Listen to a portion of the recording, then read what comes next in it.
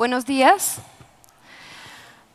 Buenos días, estamos aquí, tenemos el privilegio de estar con tres autores mexicanos, con María Baranda, poeta, traductora, que escribe poesía, que escribe también poesía para niños. Estamos con Sandra Lorenzano, también escritora, narradora, ensayista, crítica, mexicana de origen argentino. Y estamos con Mateo García Elizondo, que es narrador, novelista y guionista, autor de cortos y largos metrajes. Carlos Fuentes dijo una vez que la literatura debe abarcar decir las cosas que no se pueden decir de otra forma.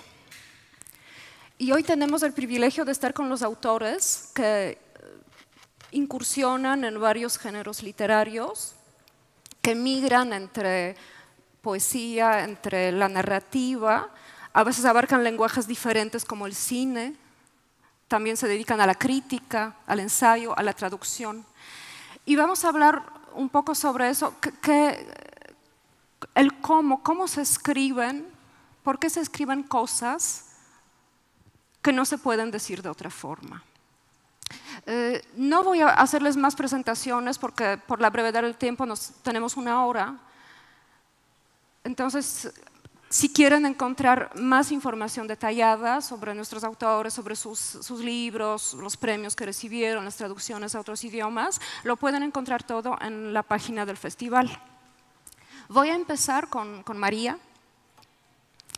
Vamos a hablar de tu poesía, donde la palabra tiene un peso muy fuerte, la forma, la búsqueda de la forma, la metáfora, el símbolo. Te quiero preguntar por ello, por esa obsesión de decir lo que no puedes decir de otra forma en tu poesía. Sí, hola, buenos días a todos. Gracias, Sara. Hace tiempo yo encontré que la poesía era un sitio al que yo llegaba. Y fue un sitio de salvación, un sitio que encontré cuando era joven. Tendría entre 14 y 15 años y sufrí un golpe de amor muy fuerte. Y por supuesto no le podía decir al chico que estaba yo muy enamorada, ¿no? Entonces lo que encontré fue una manera de dialogar conmigo. Esa es como mi primera entrada. Él jamás se enteró de que yo estaba enamorada, como debe ser en esos momentos de la vida, pero yo me quedé escribiendo. Y me quedé escribiendo y entendí como esa fuerza que dices de la palabra, de estar palabra adentro, río adentro, y así es como yo escribo. Yo creo que todos nosotros tenemos dentro demonios y también tenemos, si quieren decirlo así, ángeles. Tenemos una parte de luz y una parte de sombra. Y poder dialogar con esas partes para mí es muy importante y me lo permite la poesía. O sea, la poesía me deja exorcizar mis propios demonios. La poesía es como una partitura, es un canto que vas escuchando y esa es la diferencia, yo creo, una de las diferencias básicas con la prosa, ¿no? Con la prosa tienes mucha conciencia de lo que estás haciendo. Tú ves a tus personajes, ves los lugares, vas describiendo, te vas moviendo. En la poesía vas en ese camino que les digo, entre luz y sombra, no sabes muy bien dónde estás. Y eso también es interesante porque es como un abismo. Es como no saber si te vas a caer, si te vas a arrojar o nada más te vas a quedar ahí, ¿no?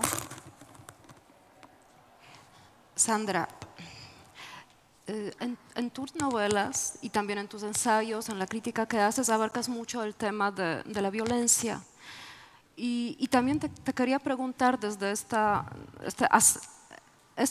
migración, esa incursión, ¿cómo armonizas tu experiencia personal? Tú vienes del exilio, llegaste de Argentina, tu familia materna es de origen judío y también escapó de los pogroms de Europa del Este.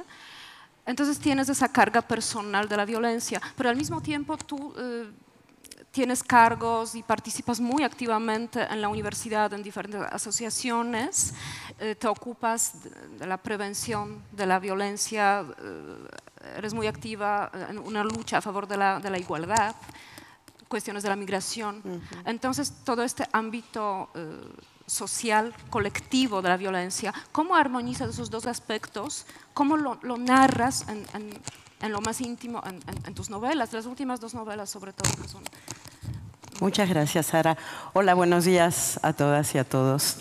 Gracias por acompañarnos, gracias por la invitación, a Nicolás Melini y a Juancho Armas Marcelo por esta invitación a estar aquí con ustedes en este lugar que no conocía y que me parece maravilloso, bellísimo. Felicidades a ustedes por estar aquí, por estar en este lugar, en esta isla tan bella.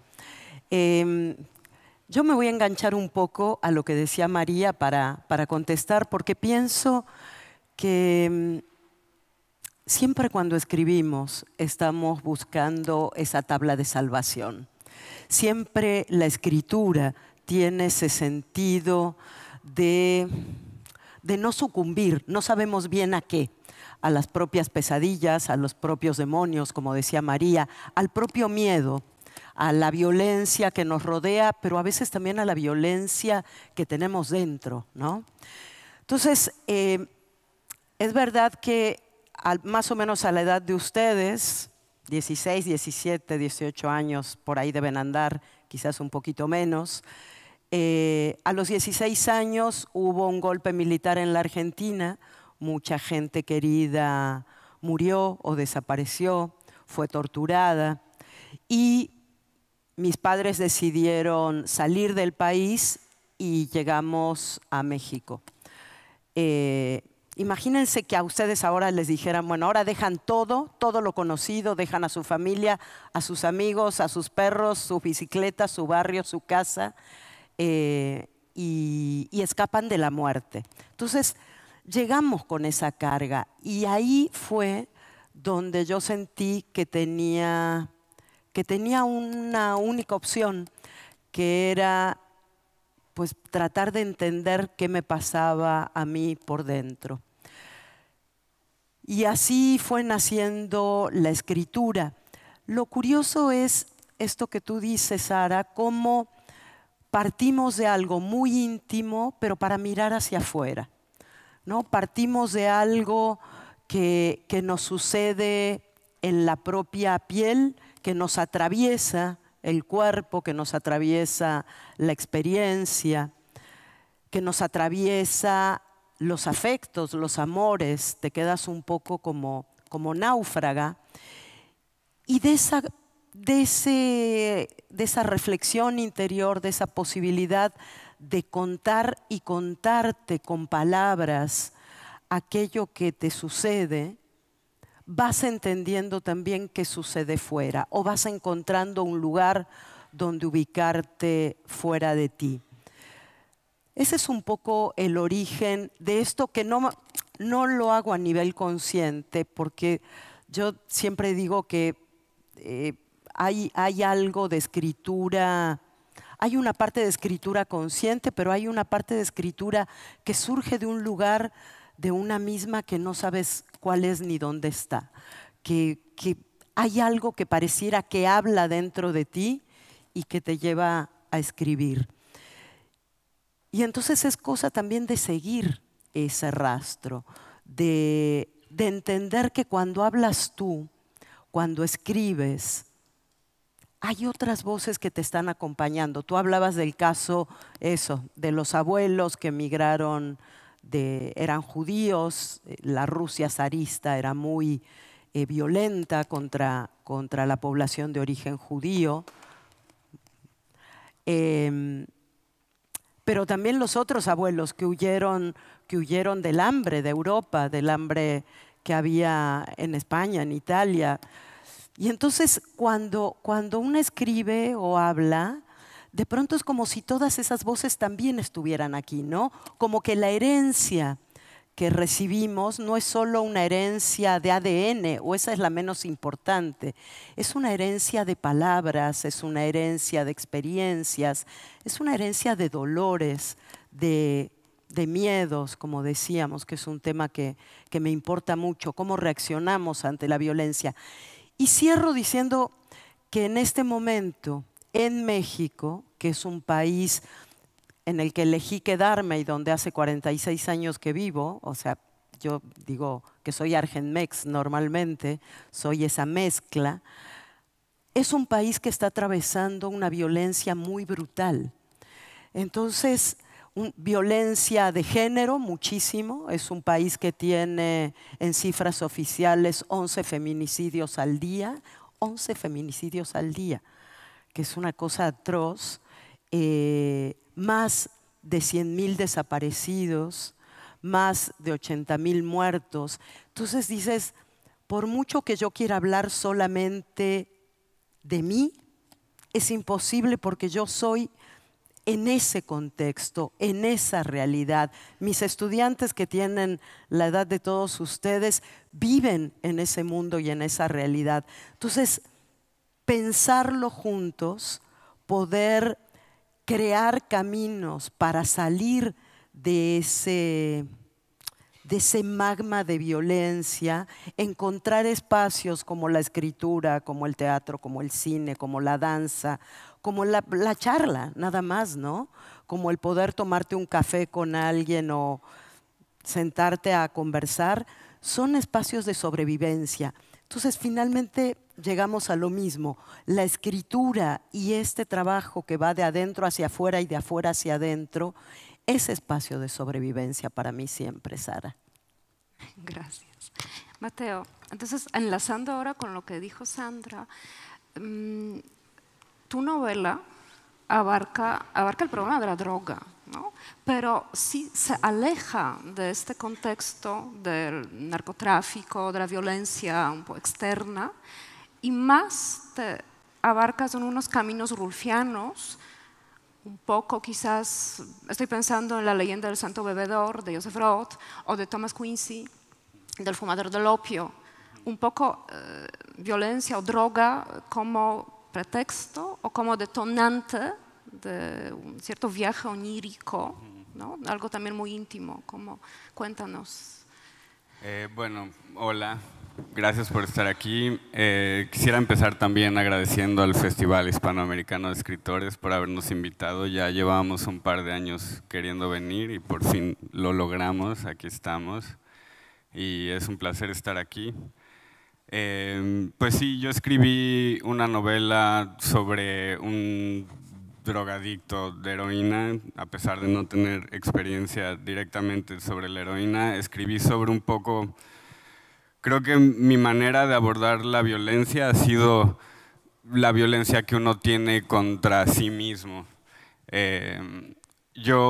Mi formación es más como guionista, yo siempre quise contar historias, pero bromeo que desperdicié un poco mis 20s escribiendo guiones de cine y es medio broma y medio verdad.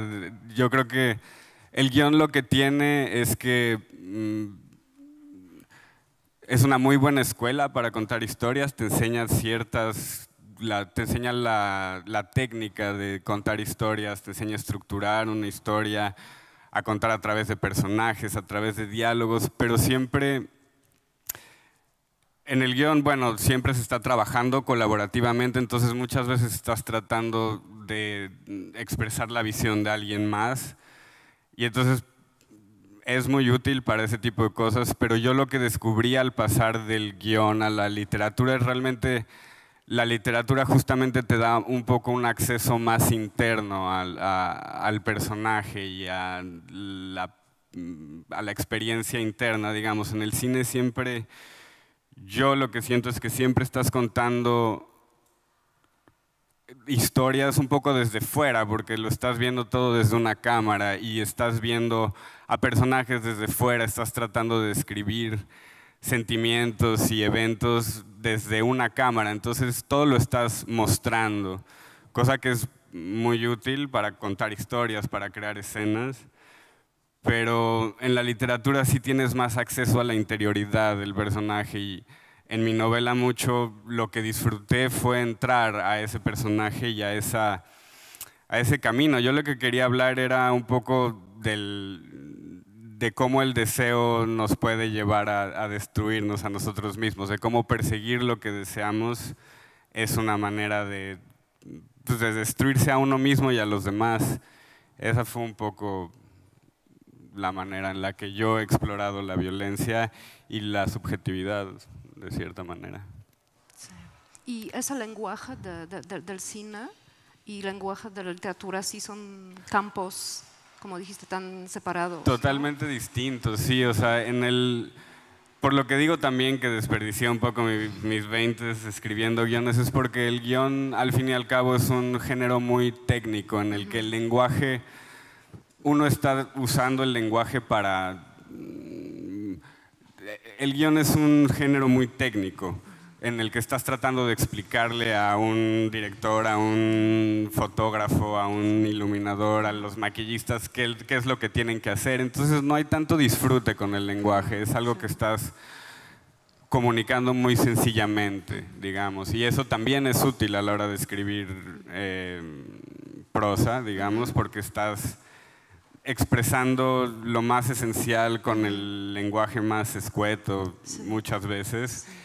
Y en cambio, en la literatura sí te metes un poco más al placer y al disfrute del lenguaje, de la metáfora y de expresar sentimientos. Creo que eso es como lo que cambia entre el guión y la literatura, y que el guión un poco pues sufre por su tecnicismo, porque solo es un documento técnico. Al fin y al cabo, uno puede disfrutar mucho eso y sí puedes contar historias a través del guión, pero la literatura es más disfrutable y es más sabrosa, creo. Pues eso, disfruta, María.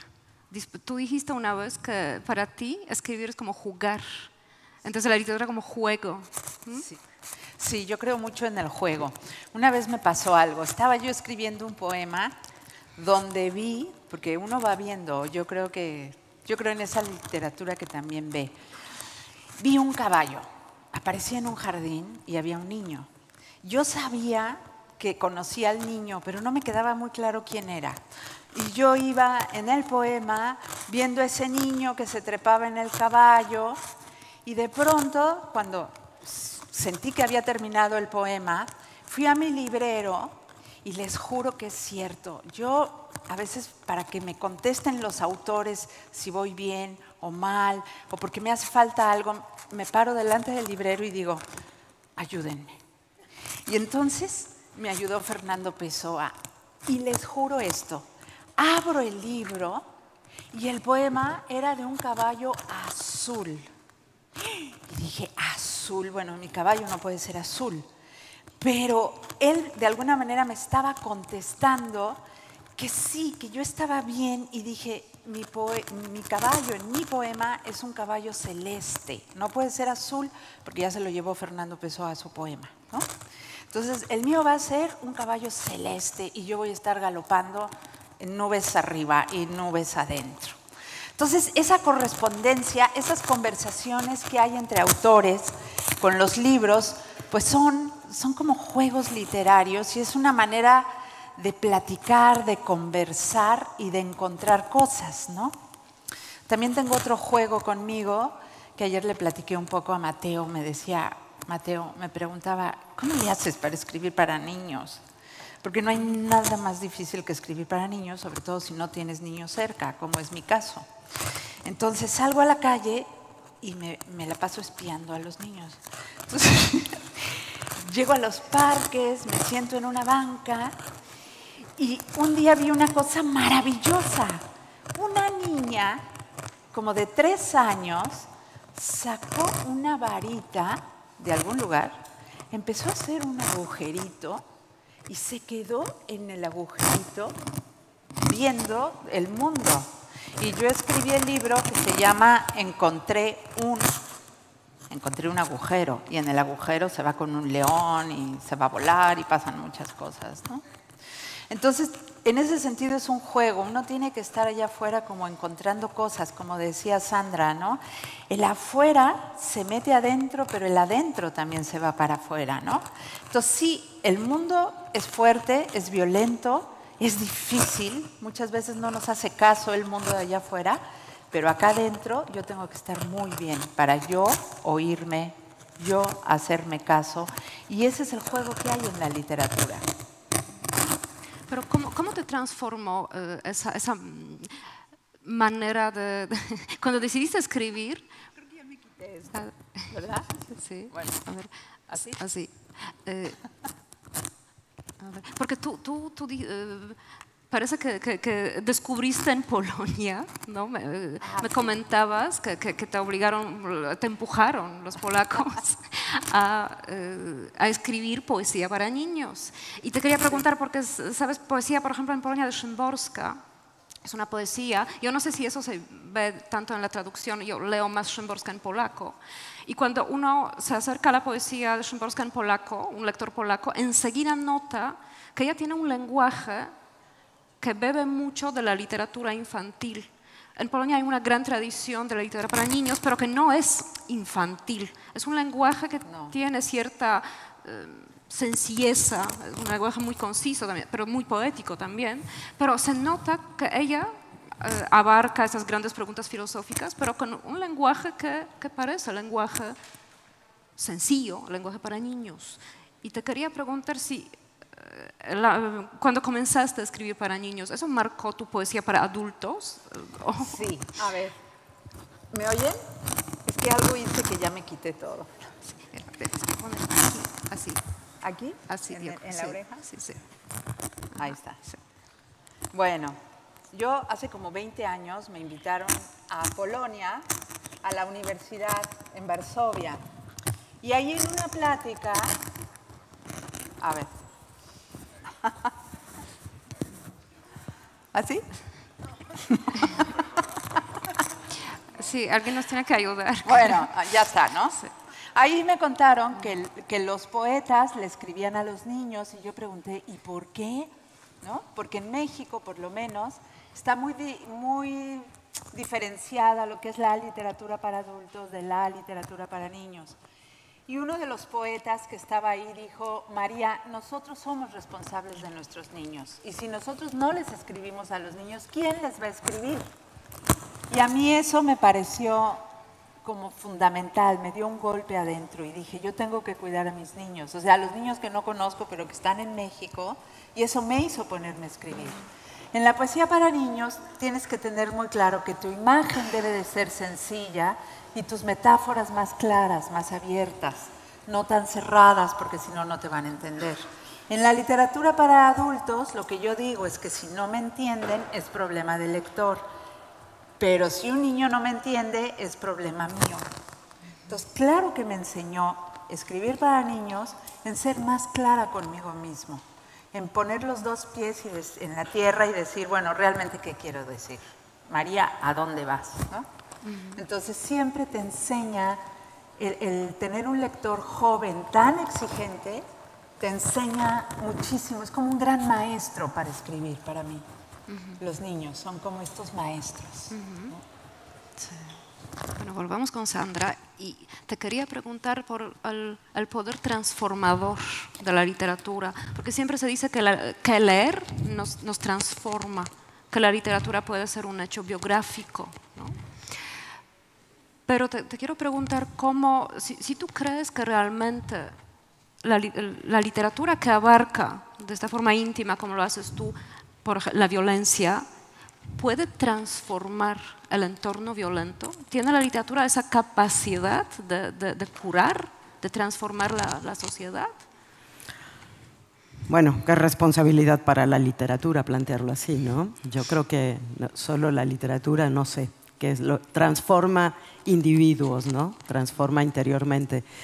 Pero hay que decir, a mí me interesa el tema de la violencia, pero me interesan otros temas que se pueden cruzar o no con la violencia, tanto como se cruza la vida, el resto de la vida con la violencia. Y pienso, hablaba Mateo dándole otro sentido, pero va por el mismo concepto, que es el del deseo. Yo creo que el deseo es parte de nuestra literatura, y en este caso hablo de la nuestra y la de todos los otros escritores que andan por ahí. Digamos, hay un deseo de escritura, hay un deseo de palabra, de encontrar las palabras para transmitir lo que uno quiere transmitir o para, como decíamos, entendernos a nosotros mismos, a nosotras mismas. Pero también está el deseo de los cuerpos, el deseo de las pieles, el deseo erótico, el deseo así, en sentido amplio. A mí me parece que eso cruza toda la literatura y cruza toda mi literatura. Cuando yo hablo de violencia, es una parte, pero otra parte siempre tiene que ver con la intimidad, tiene que ver con la intimidad de esos cuerpos que desean, tiene que ver con las relaciones amorosas que pueden de pronto volverse desamorosas, que es lo peor que le puede pasar a una relación amorosa, pero sucede. Y tiene tanta fuerza como esto. ¿Eso qué es lo que transforma? Yo creo que la literatura como transformación es algo individual, que vivimos de manera personal. Un libro te puede cambiar la vida. O puede pasar totalmente inadvertido para ti, ¿no? Y para ti, y para quienes te acompañan. Y de pronto hay una persona que dice esa frase a partir de esto que decía María, ¿no? Abres un libro de Pessoa y sale ese caballo azul y de pronto, nada, te iluminó una parte de ti misma. Pero hay situaciones, voy a contar una historia que a mí me gusta mucho contar y que tiene que ver con chavos de la edad de ustedes, y por eso la cuento. Que es una historia que sucedió en Colombia. Colombia, ustedes saben que es un país que lleva décadas, casi un siglo, atravesado por la violencia, una violencia muy brutal. Y esta es una historia de chicos que formaban parte de la guerrilla, formaban parte del narcotráfico, formaban parte de los paramilitares, y en un momento de paz dejan las armas y se les ofrecen distintas posibilidades para encontrar caminos de sobrevivencia, para encontrar caminos que les permitieran pensar más allá de las violencias que habían vivido, habían matado o habían visto matar, habían visto violar o habían violado. En fin, realmente atroz, ¿no? Pero eran chavos que decían, basta, no queremos más esto, pero vivían como en una realidad paralela, casi sin conectarse con la realidad que vemos todos los días. Y entonces una chica muy jovencita dijo, yo les quiero dar un taller de poesía, pero para que lean poesía, para que escuchen poesía. Y la miraban así como, ¿y eso de qué sirve? No, yo les prometo que sí, que algo va a pasar. Y entonces le dijeron, bueno, a ver, prueba. Tenía a 15 chicos que tenían la mirada perdida, que habían vivido situaciones de horror. Y ella llegaba todos los días, había llevado sus poemas favoritos y les leía. Nada, las miradas seguían perdidas. Hasta que en la cuarta, quinta sesión leyó un poema muy bello de César Vallejo, un poeta peruano, Los Heraldos Negros, que empieza diciendo, hay golpes en la vida tan fuertes, yo no sé, golpes como del odio de Dios, etcétera, etcétera, ¿no? Un poema muy hermoso. Y de pronto, esas 15 personas que habían pasado por el horror, que eran especies de fantasmas que venían de ese mundo terrible, a uno se le ilumina la mirada, levanta la mano y dice, ahora que hablas de los golpes en la vida, a mí me gustaría contar lo que me pasó. Y fue esa reacción a un poema. Y a partir de eso cambió, ¿no? Empezaron, bueno, a abrir un poco ojos, oídos, los poros, a que otra realidad entrara. Ese tipo de transformación, que es la palabra poética compartida, puede ser un poema, puede ser un cuento, de pronto ahí sí creo que puede haber un cambio, que esa posibilidad de tejer colectivamente a partir de ciertas sensaciones que solo pensaríamos como individuales, puede construir, puede hacer una diferencia, ¿no? Entonces, por ahí iría, pero no creo que sea programático. No creo que uno pueda decir, nunca cuando César Vallejo escribió ese poema, estoy segura que pensó, es que este poema lo va a escuchar la gente que vivió experiencias. No, porque no es esa la literatura que transforma. La literatura que transforma a partir de algo que te llega, no sabes cómo.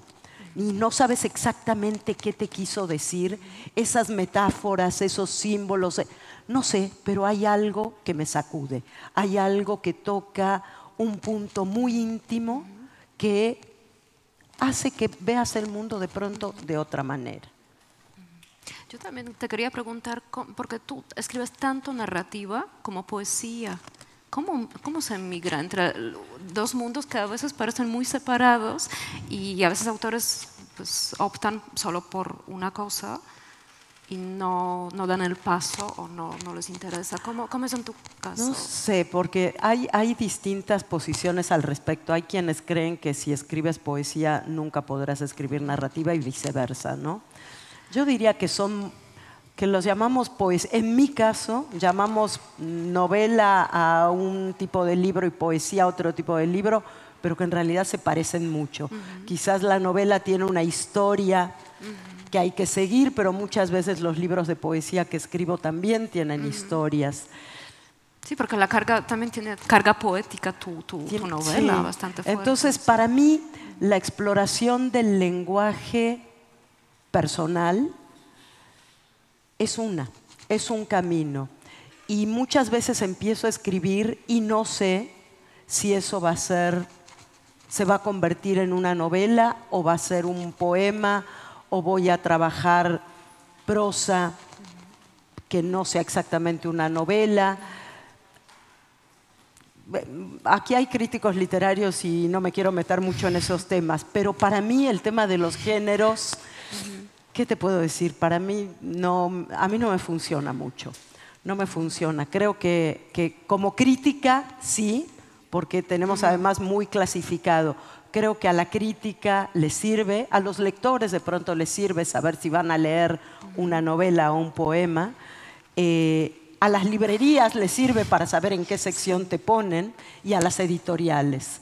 Pero desde la escritura, por lo menos para mí, esa diferencia no existe mucho. Entonces, a mí me gusta trabajar con las palabras, jugar con las palabras, explorar el lenguaje, los sonidos. Decía Antonio Machado sobre la poesía, canto y cuento es la poesía. Se canta una historia contando su melodía.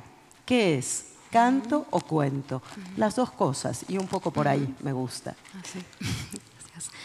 Mateo, y en tu novela también hay carga poética y también hay ritmo y hay trabajo del lenguaje. Cuéntanos cómo abarcaste esta aventura. Pues sí, o sea, digo, como les decía hace rato, a mí en la novela lo que me interesó también era un trabajo con la palabra, como más particular y específico, y definitivamente que con el guión, y definitivamente sí siento que en la novela hay algo muy poético. O sea, creo que a partir del momento en el que estás hablando de ciertos temas, como hay pues muchos de los temas que hay en la novela, como el deseo, como la muerte, como el amor, como la soledad, la memoria, ciertos temas, cuando hablas de ellos y cuando hablas de ellos de cierto punto de vista que es como pues muy interno, como lo sucedía en la novela, creo que ya estás empezando a pisar pues un ámbito un poco poético, a pesar de que no sé cómo reconoces una novela comparado a un poema, pues no sé, quizás la novela cuenta una historia y el poema no, pero a veces los poemas cuentan historias. A veces, no sé, la poesía está expresando algo muy íntimo y quizás la novela pues está contando eventos, pero a veces una novela también puede estar expresando algo muy íntimo y y un poema estar expresando ideas poéticas desde descripciones de personajes, de eventos, de diálogos.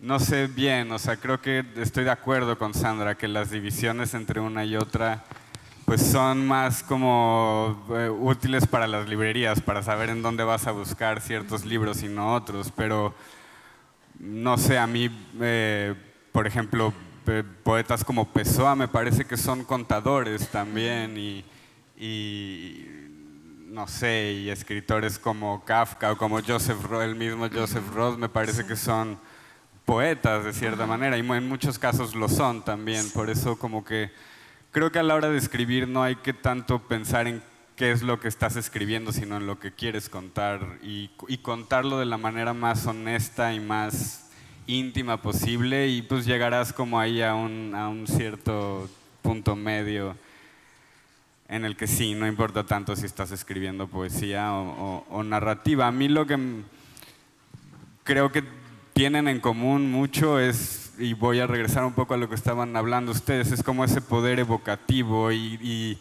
transformativo también. O sea, a mí me parece que la escritura es magia de cierta manera, que cuando escribes estás hablando con personajes que habitan en otras dimensiones, que no existen realmente, los estás bajando a esta dimensión en un objeto que es generalmente como tridimensional, pero que cuando abres y miras se vuelve un mundo, un vasto mundo del que pueden salir caballos celestes y pueden salir fantasmas, etcétera. Un poco lo que tú estás evocando, es ese trabajo como mágico de evocar.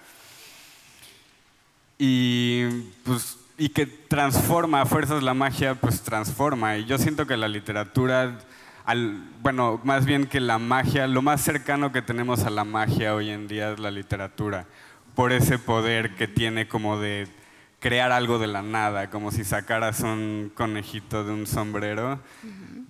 Con palabras estoy creando eventos mágicos. Cuando Kafka te dice que Gregor Samsa se despertó siendo un bicho, lo ves y te lo crees solo porque te lo está diciendo un autor con palabras. Y yo creo que eso es algo sumamente poderoso y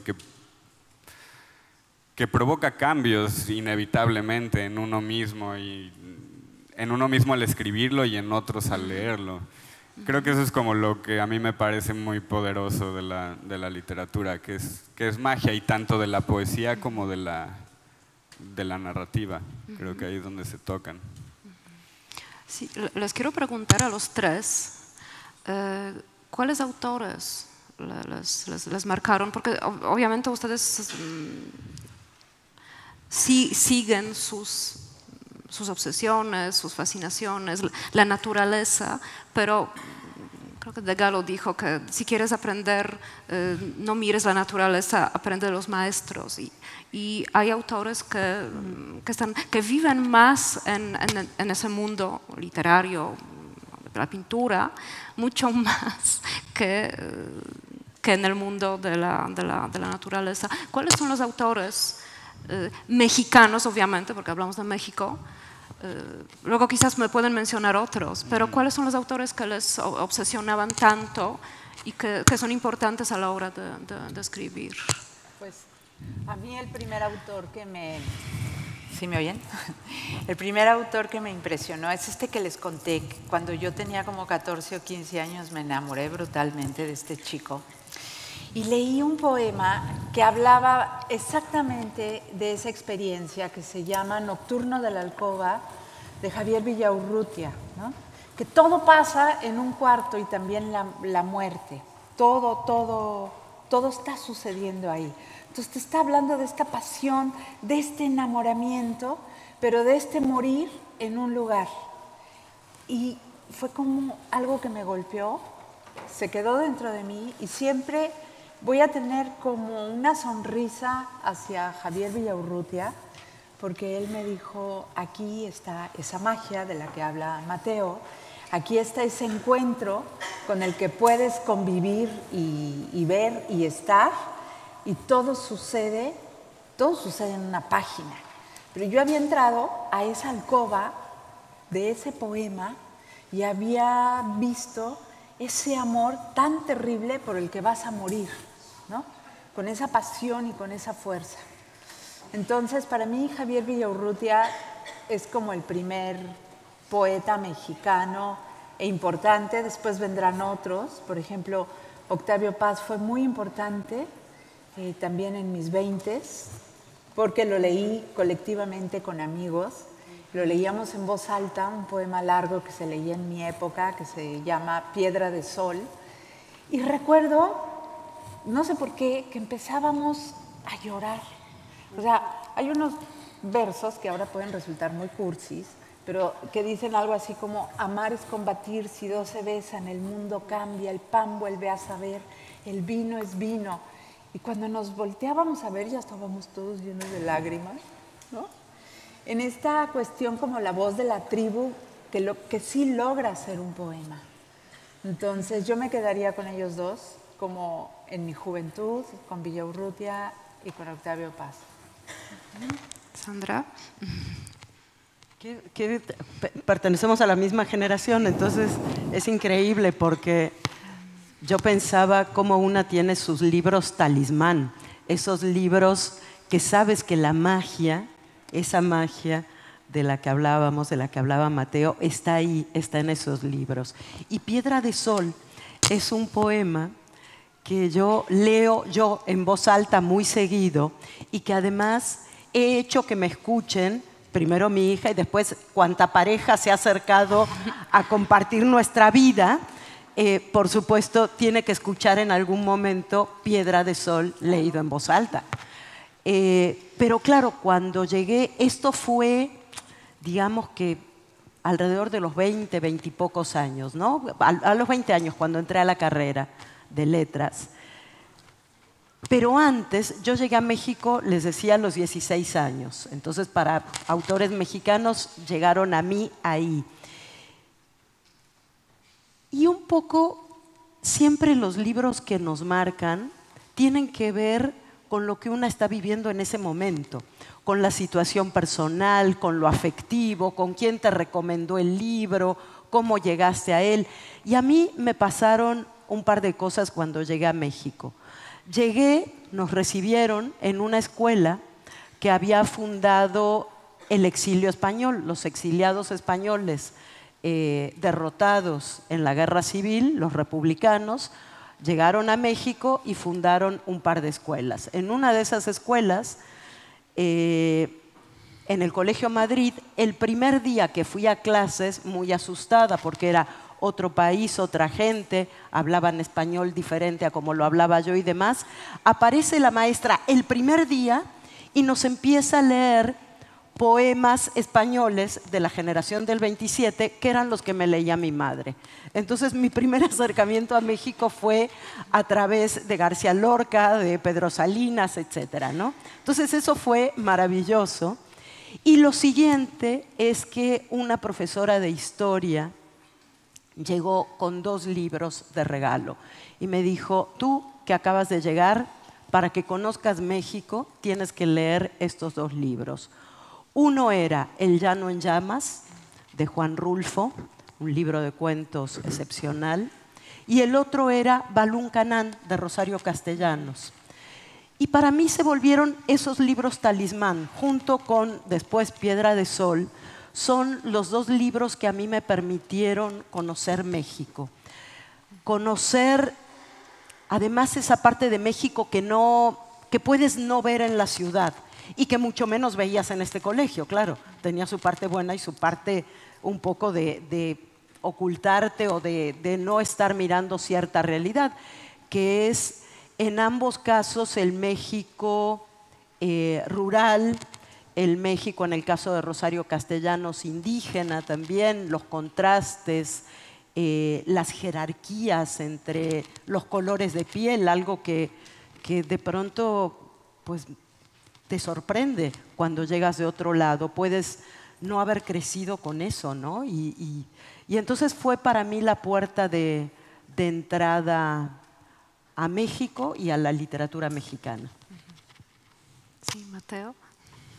Sí, creo que sí, todos casi todos los escritores mexicanos creo que tenemos más o menos esos libros talismanes. Creo que Rulfo siempre reaparece cuando estás hablando como de literatura mexicana, sobre todo a mí que me gusta como ese mundo pues rural y a veces mágico, a veces que cruza ciertas fronteras de la realidad. A mí me gusta Rulfo, pero bueno, es la respuesta como fácil. Creo que a mí la literatura mexicana que más me marcó, porque le estaba leyendo a una edad en donde me estaba como, pues más o menos a su edad, lo que leía mexicano que me hacía también enamorarme de la literatura fue, y voy a romper un poco aquí con la poética, era José Agustín.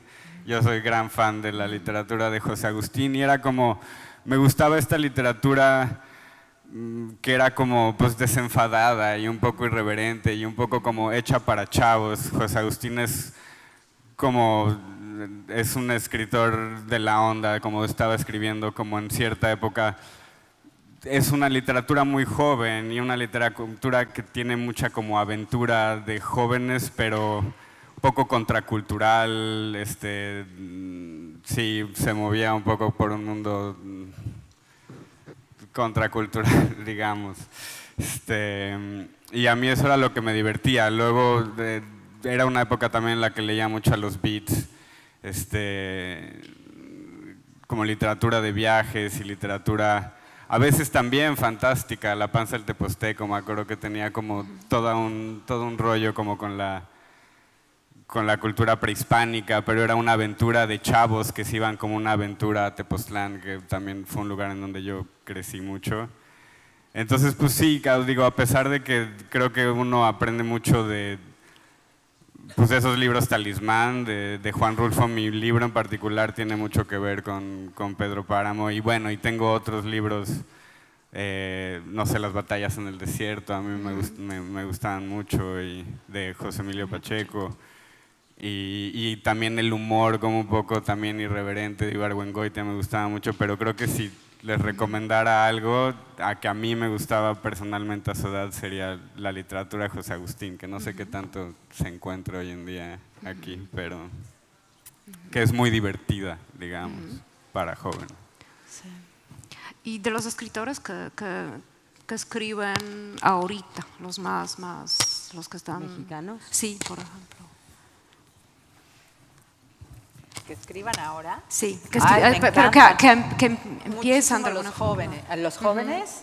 Hay muchos jóvenes que yo conozco y que me encantan. Alan Valdés, Rebeca Leal Singer, me gusta muchísimo. De los que ya están más formados, digamos, que ya son grandes, Elsa Cross me encanta, Coral Bracho, David Huerta. Sí, poetas hay muy buenos en México, y hay un grupo de jóvenes que está escribiendo muy bien, ¿no? Entonces, la poesía joven de México está cambiando las cosas, yo creo. Yo digo que lean aquí a mis compañeros de escena, que María es una gran poeta y Mateo escribió esta novela que les va a encantar, de eso estoy segura. Y a mí me gusta mucho una escritora que no sé si está por acá, pero que pueden escuchar en algún momento, que es Socorro Venegas. La literatura de Socorro Venegas me conmueve mucho, me emociona. Esa es una cosa, quizás no lo hemos dicho tanto, o yo no lo he dicho.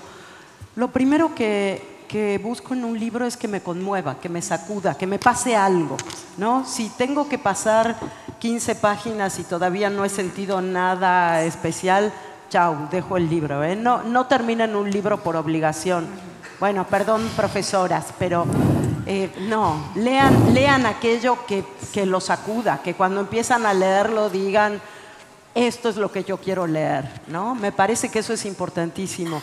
Y por supuesto que hay escritores y escritoras excepcionales en México, ¿no? Creo que se está haciendo una gran poesía. México, aunque es muy rico en todos los géneros, creo que es tierra de poetas, fundamentalmente. Aunque no se diga mucho, me parece que lo que sucede en el terreno poético atraviesa todas las generaciones y hay mucha más continuidad en lo poético que en lo narrativo, ¿no? Bueno, eso. Cuando tengo que leer o cuando me llegan cosas, hay, por ejemplo, pensaba en Rulfo y en Pedro Páramo, que ayer se habló aquí, y en la búsqueda del padre en la literatura mexicana.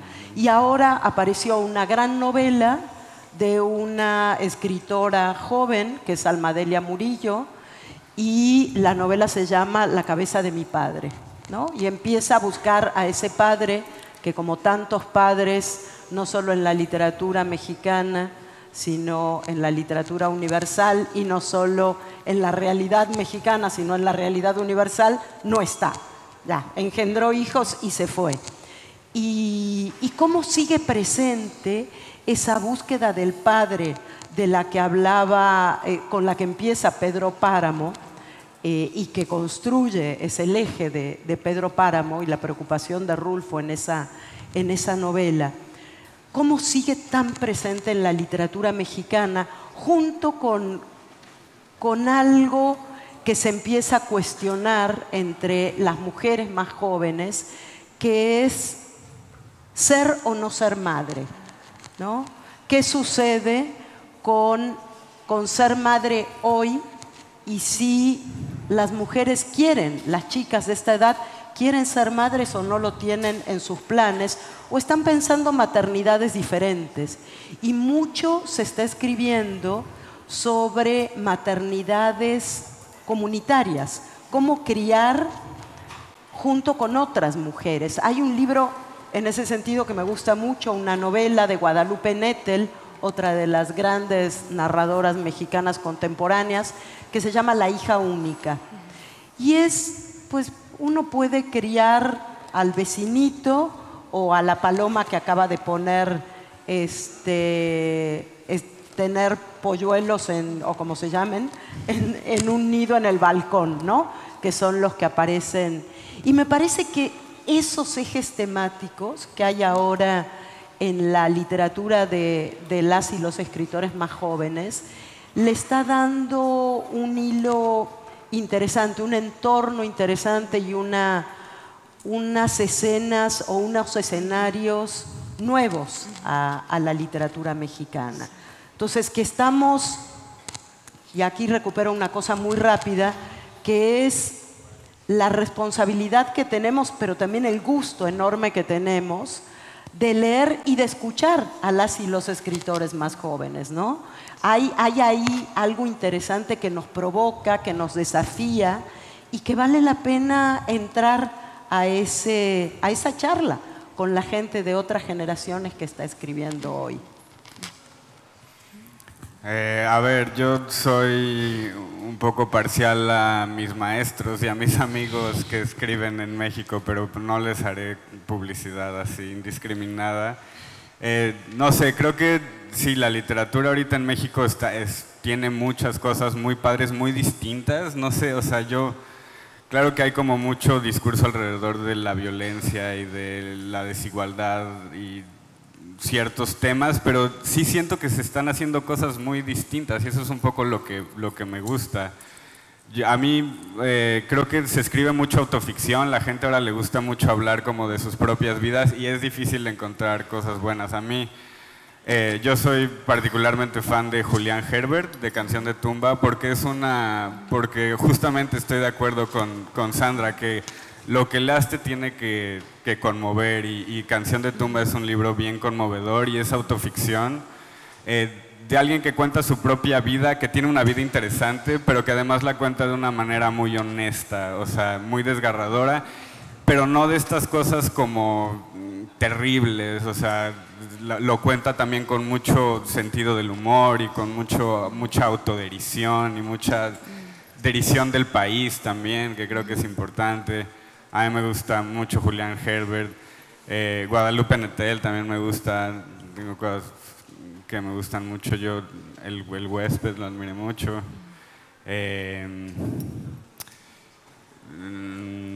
Pues digo, de mis compañeros, creo que mis compañeras ahorita están escribiendo muy buenos libros. Andrea Chapela tiene un libro de cuentos cuyo título es muy complicado, Ansibles, máquinas, perfiladores y otros artefactos. Disculpen, no recuerdo bien su nombre, es complicado el título de Andrea, pero son historias de ciencia ficción. A mí me gusta mucho la ciencia ficción y me gusta que se está haciendo en México. Cleo Mendoza, ayer hablábamos de ella, es poeta y ahora escribió una novela que a mí me gusta mucho, que es como, también entra como en este ámbito un poco mágico. Yo le digo para molestarla que es una novela de hombres lobos, pero hay que leerla un poco como por otras líneas. Y pues, por ejemplo, sí, o sea, la verdad sí admiro mucho pues, a mis mayores, aprendo mucho de ellos. Y sí, Emiliano Monge, Antonio Ortuño, hay varios, hay muchos, están haciendo muchas cosas muy padres en México ahorita. Hay que leer literatura mexicana. Nos quedan unos pocos minutos, no sé si hay algunas preguntas que quieran hacer a nuestros autores.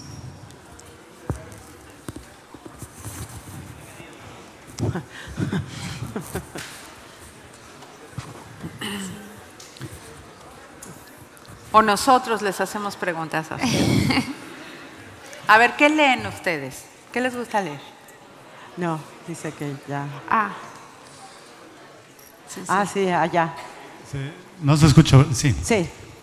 Una pregunta y para cualquiera, pero creo que para Sandra. En México tenemos también un género literario muy importante que es el periodismo. Y el periodismo es el que se juega el pellejo cada día para informarnos lo que pasa en el país. Sabemos que tenemos muchos asesinatos de periodistas y que muchos de los escritores que están de manera muy contemporánea tomando casi en caliente toda esta violencia, la están narrando y están abrevando precisamente en el periodismo. Matan periodistas, pero por fortuna no matan novelistas. Y entonces, ¿cuál es esta frontera que se cruza para contar los mismos eventos en el periodismo y en la novela para que tengan distinta sustancia y para que los novelistas nos mantengamos vivos mientras los periodistas no tienen la misma suerte? Gracias, David. Qué fuerte pregunta. Fíjate que yo creo que hay un género que es quizás el género mexicano por excelencia, que es la crónica, y que está justamente en esa frontera que tú estás diciendo. Está entre el periodismo y la narrativa, no sé si llamarlo novela, pero entre el periodismo de emergencia, de urgencia, el que sale y está en el lugar de los hechos ese día y escribe una nota en el periódico, esa es una cosa. Y después están las y los cronistas, y de eso quería hablar en la tarde, lo haré en la tarde, porque en este momento las mujeres que hacen periodismo narrativo o crónica me parece que tienen una potencia impresionante. Y ahí no sé cómo decidan los poderes quién muere y quién no lo sé. Pero sí hay un trabajo de testimonio, en todo caso, tanto en el periodismo como en la crónica, como en la novela, en esta novela, digamos, que trabaja con estos temas. Hay un deseo de testimoniar, de ser testigos de la época para que se sepa lo que está pasando, ¿no? Entonces, tampoco todo es igual ni en el periodismo ni en los otros géneros, y creo que lo que está pasando muy interesante con la gente que trabaja violencia es recuperar la idea del entorno de las víctimas, ¿no? Hablamos de los migrantes asesinados, de los desaparecidos, etcétera. Pero ¿qué sucede con la gente que queda alrededor? ¿Qué sucede con esa realidad que de pronto se ve rasgada, se ve herida, se ve lastimada? ¿Qué sucede ahí Eso es lo que está contando la nueva crónica, me parece, en México, lo que está contando mucha de la nueva narrativa.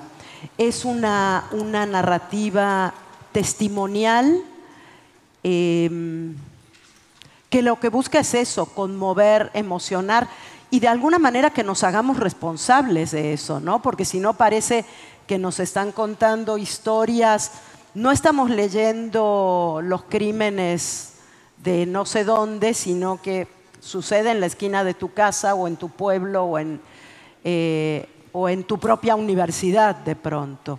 Entonces, no sé si hay una frontera, pero sí, más bien diría que hay un borramiento de fronteras con ciertos tipos de género. Por ejemplo, hay una obra que a mí me gusta muchísimo, que es Antígona González. Antígona González de Sara Uribe, que es una escritora joven, que es una obra que nace como obra de teatro, pero que en realidad es un largo poema y que podemos leer también como una narración, porque está contando una historia de una chica que sale a buscar a su hermano desaparecido, ¿no? Entonces, ahí ya tienes un borramiento de fronteras entre géneros, fronteras entre objetivos, pero es sin duda una obra que deja testimonio de lo que estamos sucediendo, mucho más que la nota que salió en el periódico de ayer, ¿no?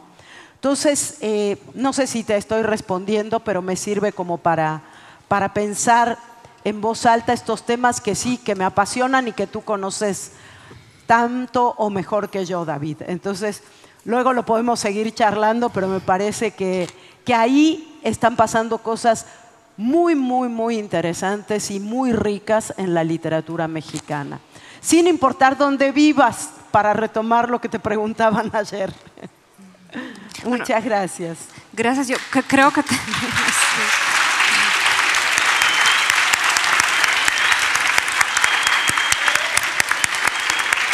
Muchas gracias, Sara. Gracias.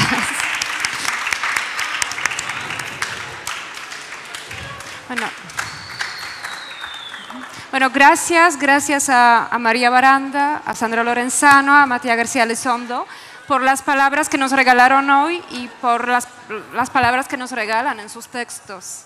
Gracias, Sara.